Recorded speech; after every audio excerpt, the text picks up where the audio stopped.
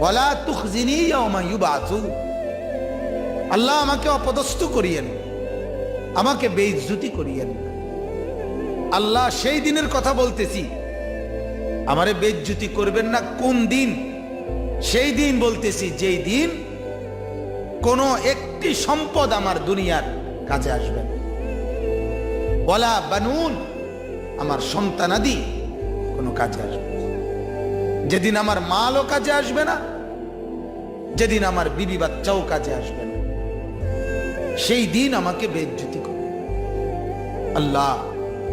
সেই হাসরের ময়দানে আমি জানি একটা জিনিস শুধু কাজে আসবে, একটা নিরাপদ, গুনাহমুক্ত, পবিত্র একটা অন্তর, দিল।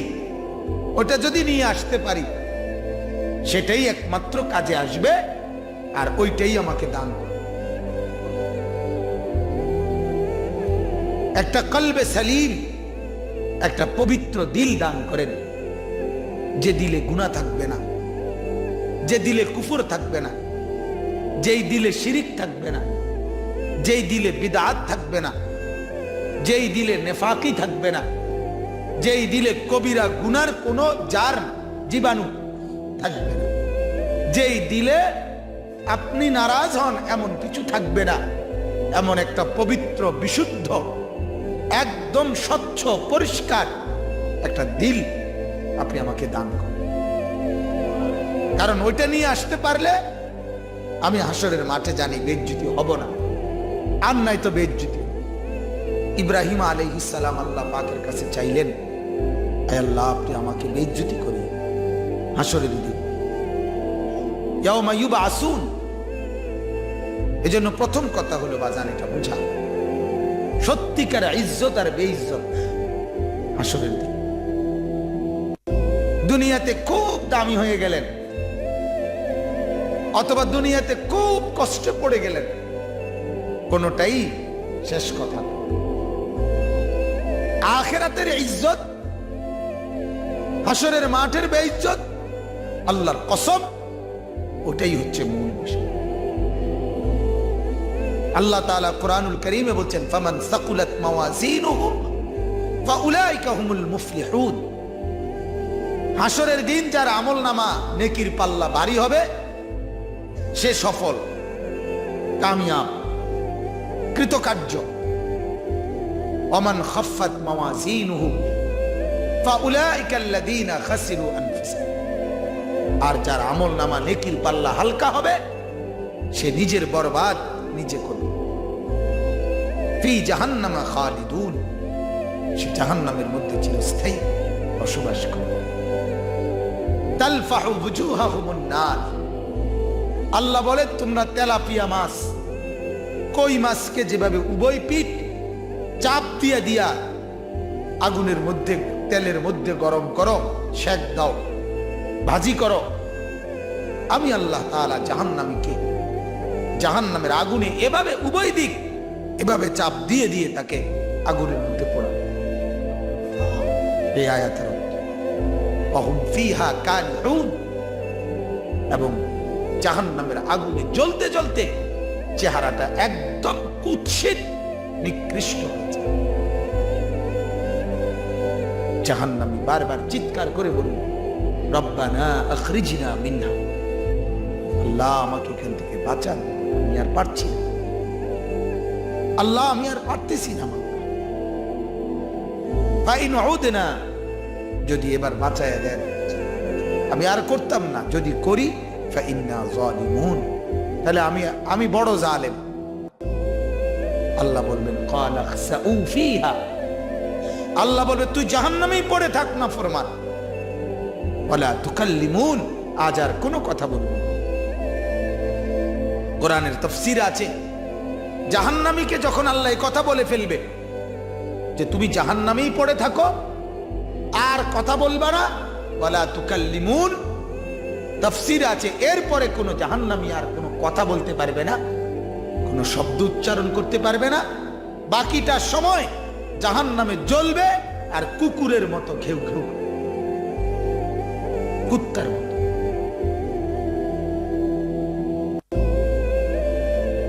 এজন্য এটা বুঝাইতে চাচ্ছি আমি আপনাদেরকে। সফলতা এবং ব্যর্থতা, কামিয়াবি এবং পরাজয় একমাত্র হাসরের মাঠ।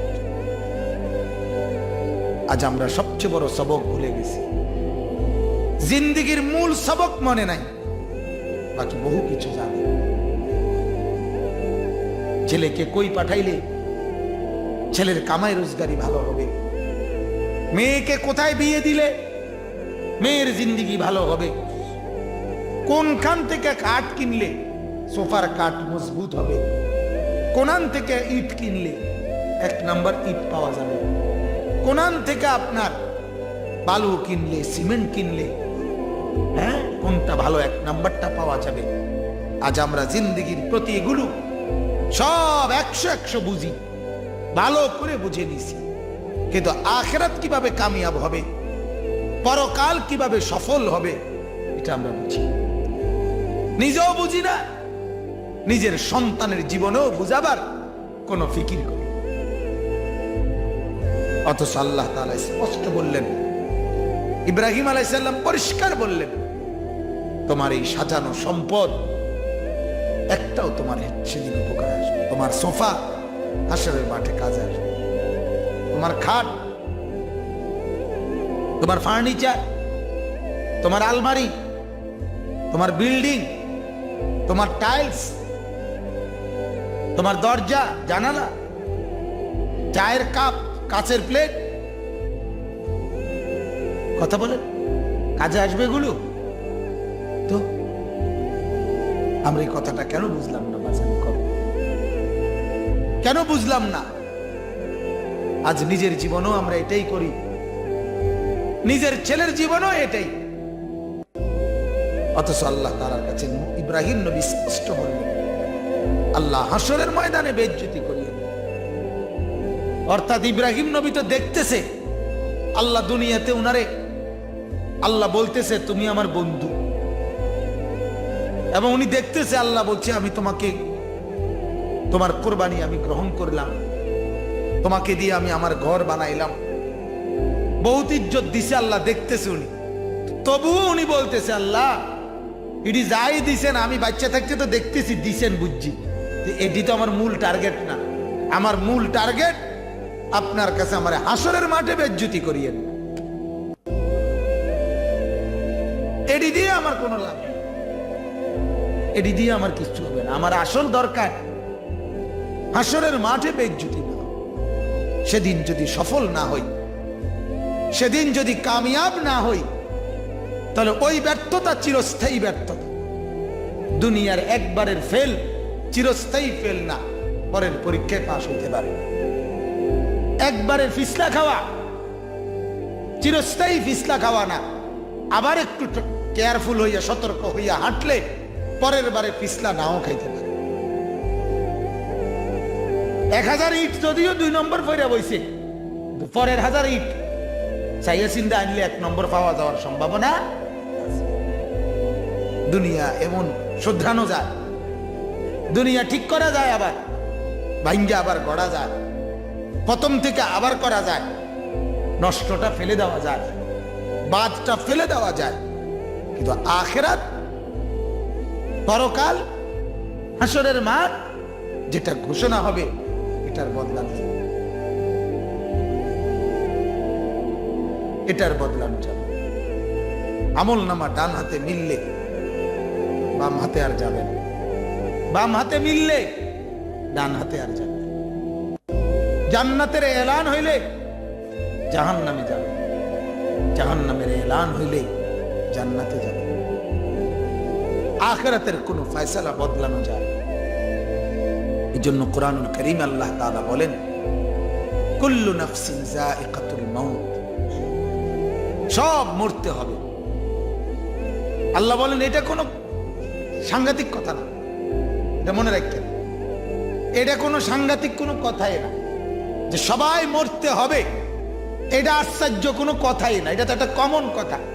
এটা আমি ছোট থাকতে তো এই দেখতে আসি মরতে আছে, তো আমিও মরুম কি। আল্লাহ বলে বান্দা এর পরেরটা হইলো আসল কথা, ফাইন্নামা তুওয়াফাউনা উজুরাকুম ইয়াউমাল কিয়ামা।